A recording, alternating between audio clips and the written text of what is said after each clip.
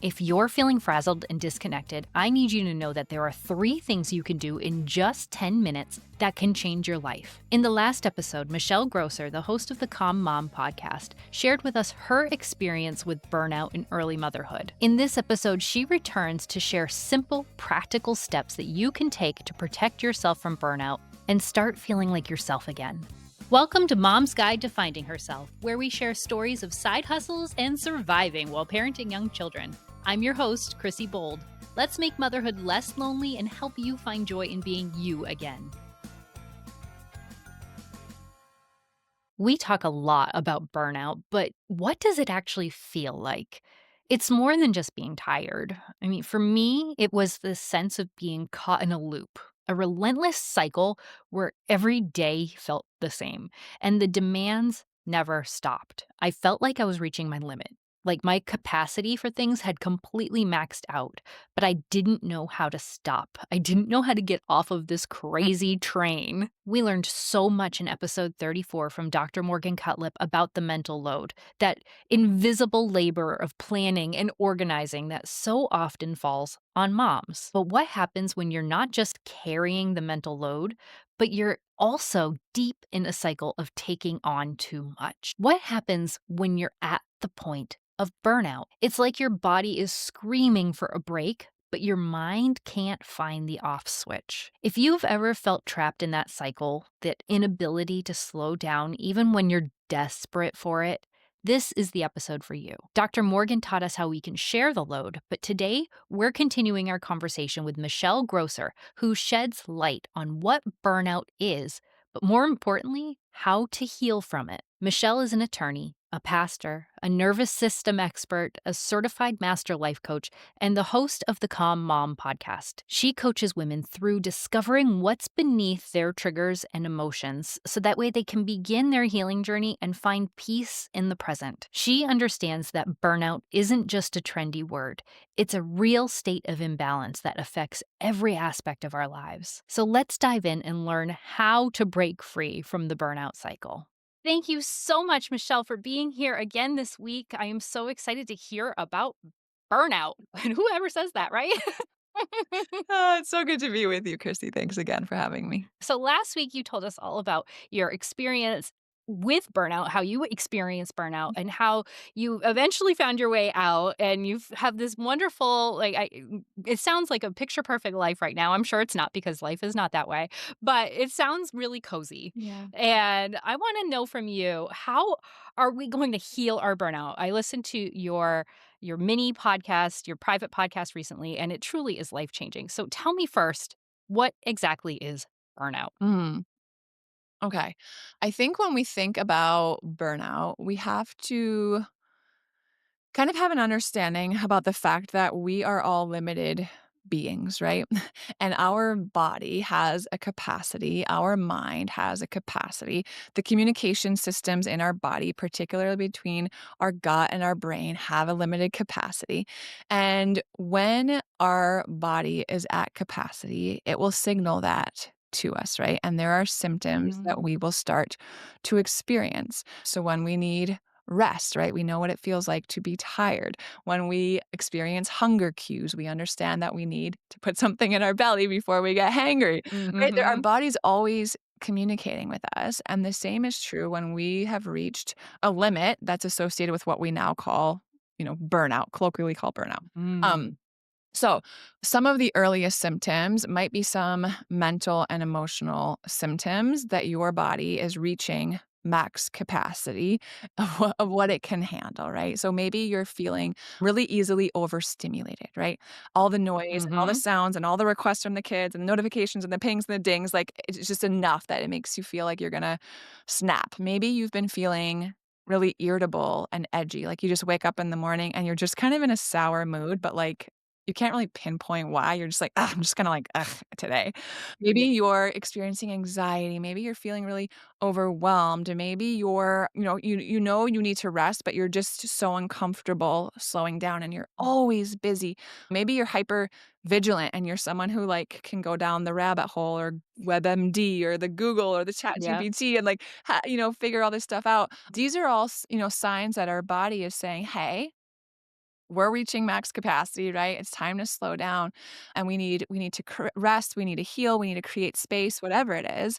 And a lot of us don't know one, we don't really notice the symptoms. We just chalk it up to Mhm. like, well, I'm just a mom and I'm tired and I'm working and I'm doing all the Mhm. things. Right, Um all the like, things. I'm doing all the things.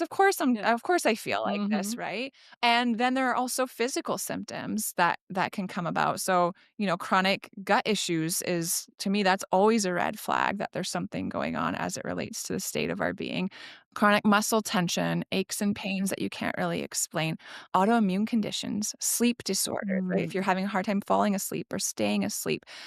So many of these headaches, migraines are related to a body that's just screaming, right? We need to start doing Mhm. things differently.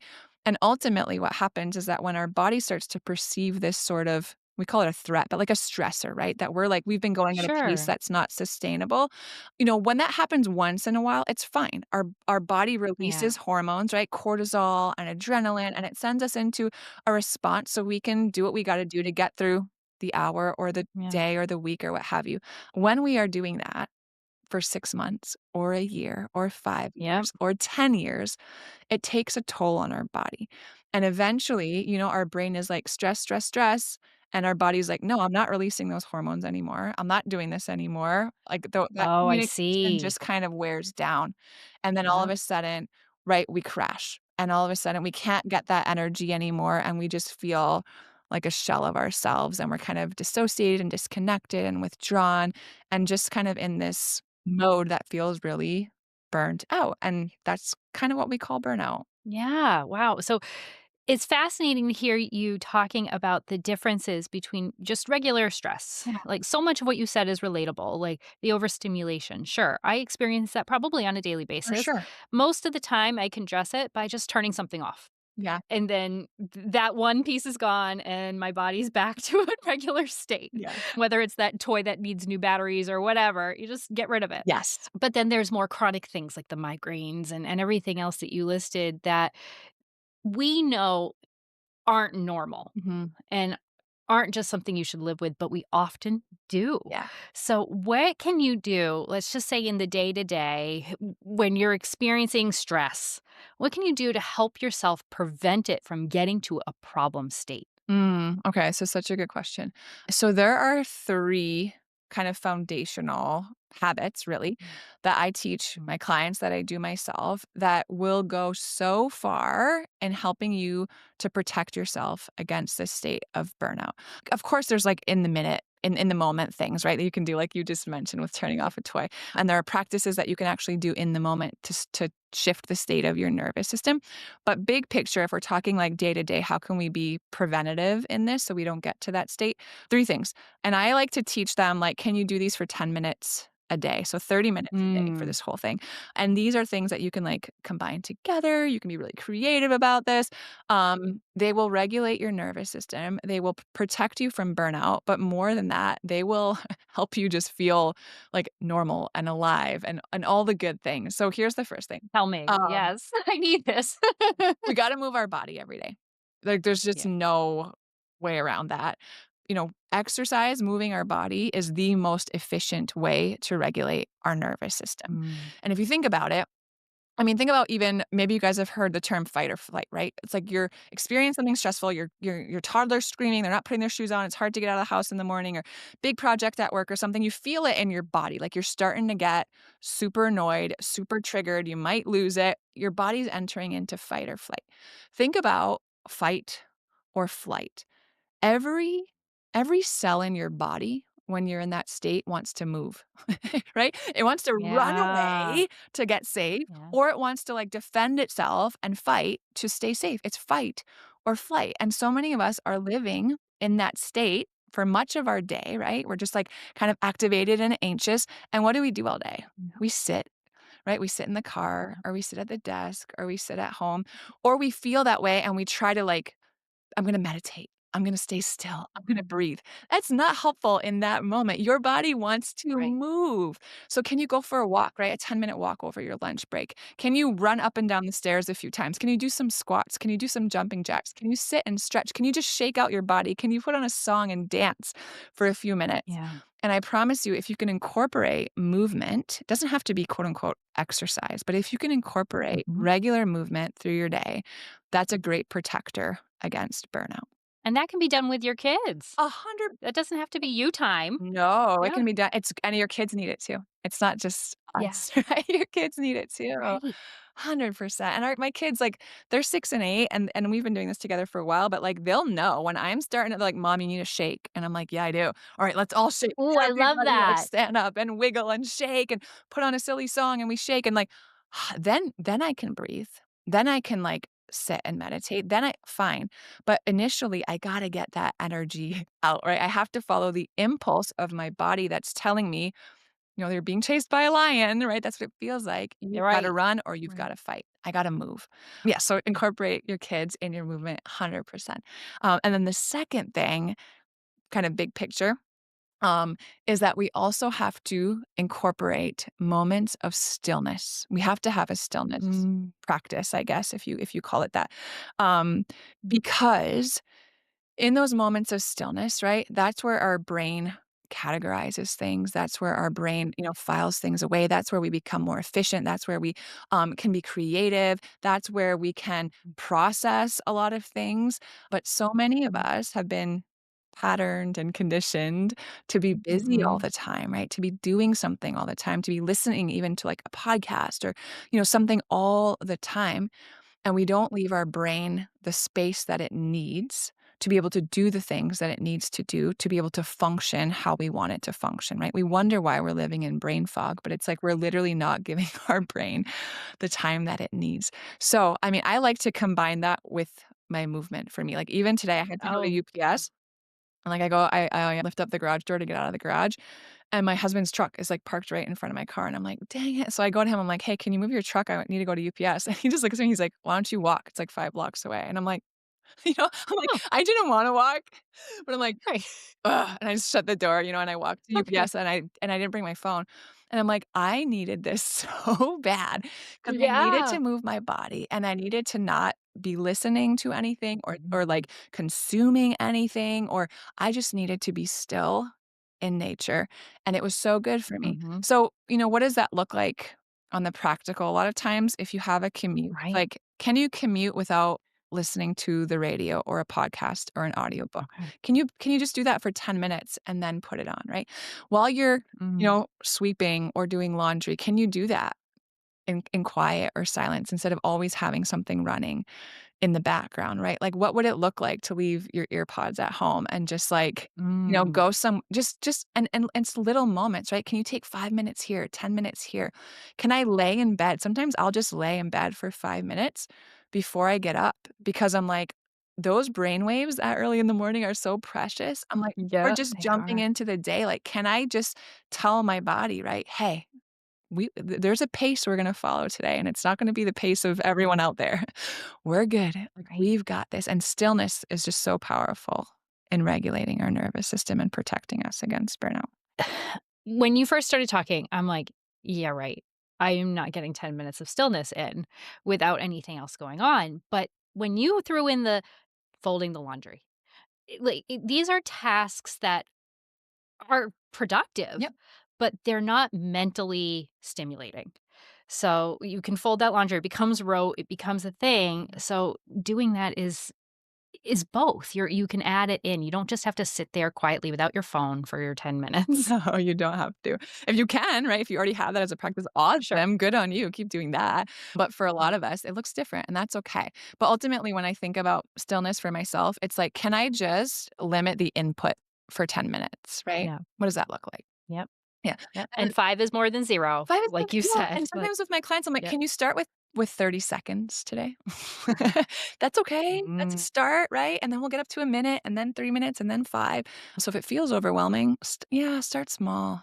It's great. Love that. Mm, Okay, now tell me the 3rd. I okay. need to know the Yeah. trifecta The here. 3rd one is play. We need Love to it. rediscover play. Yeah, as adults, as people with a lot of responsibilities and obligations and expectations and all the things, we've gotta create space for us to be able to experience the things that bring us joy and light us up, not for the sake of, getting something done, but just, like, for the journey, right? Just to be able to do something because it actually brings me joy to do it. And for a lot of us, in motherhood, that's kind of one of the first things to go, I think. It's like I have so many women I work with, they're like, "Man, I just don't even know what I like to do anymore. Like, it's been so long since I've done something that Yeah, I love to do." yeah, And maybe you're thinking that too, or maybe you're thinking, "Well, I don't have time for that," right? Or, "Wouldn't that be nice?" Or, yeah. that's for other people, or, "That's for kids, plays for kids." But I would just invite you to put that to the test. Because Mhm. if you can find something that brings you joy, and I know you can, right? Think back on what are the things you loved to do when you were 10 or 14 or 17. It's like Yeah. maybe it's baking or cooking, maybe it's an instrument, maybe it's skateboarding, maybe it's fishing, maybe it's like doing puzzles or painting or what have you. Simple things, right? But if we can access that and what it does for our body on the regular, I challenge you more so than, like, your Pilates class, more so than, like, all these things that you're prioritizing. If you can prioritize play, nothing signals safety to your body, which is ultimately what you're Mhm. looking for, right, subconsciously, then play, right? If we were being chased or faced with any significant stressor or threat, we would not be playing.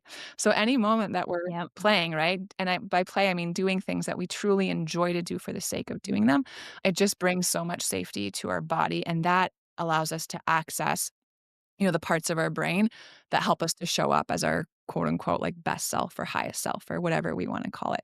So it's so, so, so powerful to allow ourselves to play. Oh my gosh, I remember the first time that I laughed being a mom, like my full body laugh, the old me laugh, and it was, Wow. years into my motherhood, but it, like, shook me. Yeah.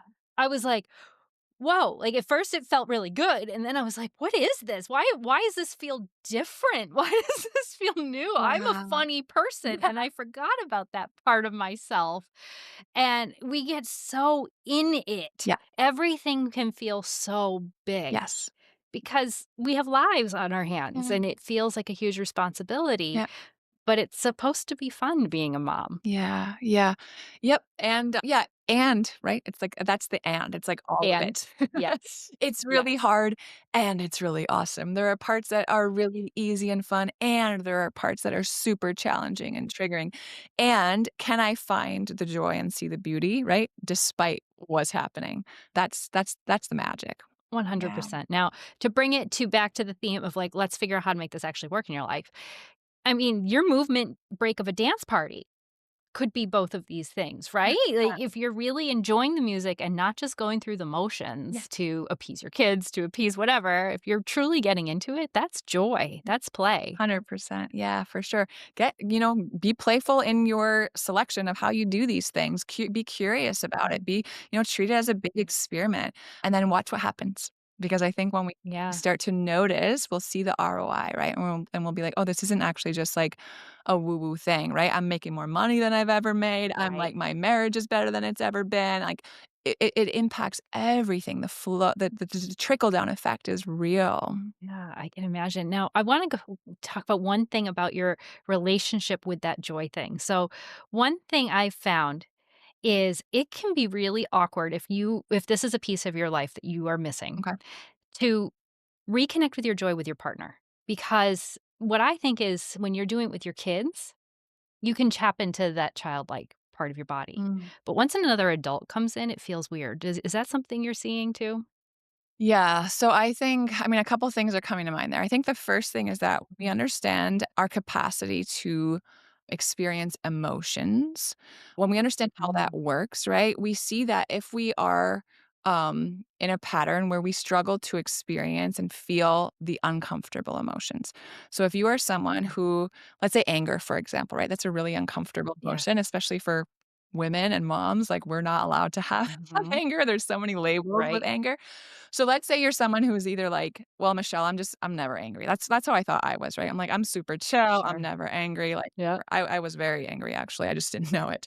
Or you're on the other end of the spectrum and you're like, "I don't know what to do with my anger." I'm like always just like yelling and I don't wanna yell at my kids or I'm yelling at my husband. So we get Yep. into these patterns, right, where we're really uncomfortable, and then that emotion starts to come up, and what do? We suppress it, right? So we suppress, we Mm, suppress the frustration, we suppress the sadness, we whatever. We're probably not even aware most of the time that we do it. What we don't realize is that we can't just toggle on certain emotions and toggle off other ones. If we're suppressing anger and sadness and grief, we are also suppressing joy and happiness and, all these beautiful things that we really want to fascinating. experience. Yeah.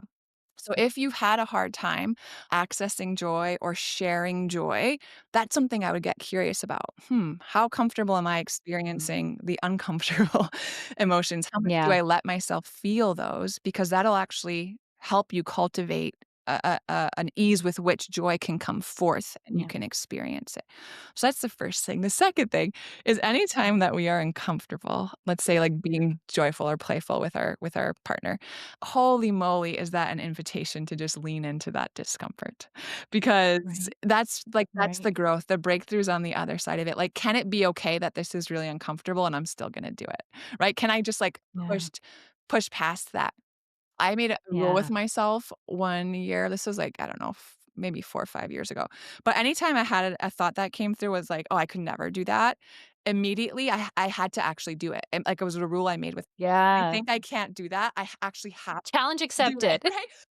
Like, I'd walk in the room and be like, "Oh, I could never dance like, a fool like I'm dancing with my kids with him." And then I'd be like, Yeah. "Oh, have to do it now. I have to do this." And just flexing that muscle of being Yeah. vulnerable and doing something new and it feel like a stretch and feel scary. And then I guess the final thing I'll say to that too is as I started to explore my own emotions and kind of practice feeling the uncomfortable one. So like part of my identity was that I was strong, right? I wasn't like dramatic, I wasn't a crier, I wasn't one of those women. Like I was strong. I'm in, my story was like I'm in control of my emotions. I have self-control. Yeah. Um but Mhm. then, like, a Mhm. sad movie would come on, and I'm the only person in the room who's not crying, and I'm just, like, sitting there, and I'm like, Yeah. "Why do I not feel sad?" And everyone's, like, super sad. Yeah. So I'm like, "This isn't actually good," right, when I started to learn about it, and I told my husband, I'm like, "Listen, this is super awkward, but I'm gonna tell you this, like, I'm actually going to practice being more emotional because I want to, like, open up that Mm. side of myself. So the next time that, like, you say something that hurts my feelings or the kids or we're watching a sad movie or, like, something makes me angry at work, instead of my old pattern of just suppressing it, I'm gonna really try to, like, let myself feel these things and, like, maybe crying in front of you or whatever it is, right? You have your own Yeah. version of that. And can you just, like, not say anything? Right? Can you just, like, know what's going on and just, like, be Right. there for me? And he Right. did, and it was beautiful, and it was so awkward and so beautiful. But I would encourage you to do the same thing. Like, if it feels weird, joy, Yep. what have you, like, man, can you just be like, "I'm trying to be more free and more joyful around you. Can we just see what that feels like? It's gonna be weird for me, but let's just try." And then go. Right. Yeah. I love it, and I love having that conversation ahead of time because, like, don't be surprised by me being a little different or by these reactions, and you often say that burnout is common but not normal. Mhm. But there's a lot about the transition to motherhood that is normal that is very sad. Right? You Oh, for lose sure. a lot of things, Yep. and we don't talk about how it is sad. Yeah. It's joyful. It's more than you've ever experienced in your life, but it's also really sad, and I love that you touched on that about how we do suppress it Yeah. because we're not supposed to be sad in motherhood, Yeah. because moms aren't supposed to be sad. You're Yeah. supposed to Well, be you're happy, and ungrateful you're if you're sad, or like you're yeah. exactly. Yeah. Yeah, this is the best thing that's ever happened to you. You have a baby in your arms. How can you be so sad? Well, I'm sad because I don't know who my friends are anymore, and I Or I don't don't see my even know friends why at I'm work sad, I'm anymore. sad. I don't even know, but I don't. Yeah, exactly that too. So, Yeah. to reconnect with this is so important because everybody is going to experience sadness in this or anger and all of the emotions that maybe weren't a regular part of our life before for whatever reason. They are now, and we have to come to terms with that. We have to accept that. Mhm. Yeah, and, we can only hold for and teach our kids that which we've experienced, right? So that was a big Yes. motivator for me too. I'm like, I don't wanna raise especially I have 2 girls, I don't wanna raise another generation of women who are out of touch with their emotions, out of touch with their body, that are in these patterns of suppressing and showing up as everyone else wants them to be. Yeah. That's how we raise an anxious generation. That's how we raise another burnt out generation, but I couldn't teach any of that, much less model it if I wasn't doing the work myself. Yeah. Powerful, powerful. So, you have a really incredible resource for moms who are hearing this, are recognizing themselves in it, and need to do deeper healing than these 3 steps. So, tell us about your free podcast program that you have. Yeah, so I have it's a 5-part private podcast series. It's completely free called Heal Your Burnout. And basically what it walks us through in episode 1, these are like really short actionable episodes, but in the first one you kind of get a little quiz, I guess, to kind of gauge your stage of burnout. So am I tired, right? Or is this something Mhm. deeper? Is this burnout that I should really look at through a different lens? And then we go through what's happening in your body, right? Understanding what chronic stress does to our body so that we can then understand what our body actually needs to start to heal and move out of that space. Mm, And then there's so many contributing factors that led us to burnout, right? It doesn't just happen overnight. We don't just wake up burnt out. right. It's like years of, poor boundaries and suppressing emotions and poor coping mechanisms and all these different things. So we kind of break those down in the last few podcasts and talk through how we can take, those little steps today to start course correcting on some of these things that really, really pay off. So that's the private podcast series. I love it. That's such a it's I've listened to it and it's worth the listen. Put it on while you're in the shower or, maybe after you're 10 minutes into your walk, then put it on, right? Get that stillness in and then throw it on. Yeah. And they really are bite-sized pieces that you can really take and you give homework at the end that you can really take action steps on, Yeah. which is so helpful. And then you have your regular weekly podcast and you just started a meditation. Is that going to be a regular piece? I think so. I've gotten a lot of really good feedback about it, and it's something that you can kind of save and come back to. Like the one I released was a morning meditation for kind of like to have a grounded, grateful, energized morning. So yeah, I think I want to do more of them. I do them in my group program. So I have a whole regulation toolkit in there for the women that do the group program with me. So I'm just kind of like pulling them from that library that I have and then publishing them on the podcast. But yeah, the podcast, we have episodes that come out on Tuesday and Friday. It's called The Calm Mom, and it really is for the every mom, going through all the things. We do talk some parenting, but it's really focused on you, right? It's focused on you, the mom, and how can we equip and resource you through the real life things that we experience in different seasons, anxiety, overwhelm, and burnout mostly, and give you, practical, holistic, mostly body-based solutions to help you work through that. And then you can turn around and teach those things to your kids. Yeah, definitely follow that and put that in your rotation. Now, where else can people find you? The podcast is the best place. My website is just my name, michellegrosser.com. Once in a while, when I'm feeling inspired, I'll show up on Instagram, but I'm really not so inspired in that space, and try not to spend so much time there. But honestly, the podcast, The Calm Mom, and then just my website, you can find out all the things there and connect with me. And there's tons of free resources and good stuff. Great. Well, I feel like I could talk to you forever. So I really appreciate your time in this conversation and sharing it with our audience today. Thank you so much for being here. Oh my goodness, you make it so easy. It was such a joy. Thanks for having me. Mother's Day is right around the corner. And if you've ever wished that it could be a little more personal, a little more yours, you are not alone. In the next episode, I'm going to be sharing 10 tiny traditions that you can start this year. Simple, meaningful ways to honor your journey through motherhood, even in the middle of the chaos. I've heard over and over again that moms need support in putting themselves first. So I created the More Than Mom community. This is a space to finally make time for the things that you love, one 10-day challenge at a time with a group of moms who won't let you quit. It's a place to start feeling like yourself again in just 10 minutes a day, even if you have no idea where to start. You don't have to do this alone. You deserve to feel like you again, and I'm here to help you every step of the way. Check out the show notes for a link to a free trial membership. I'd love to have you join us.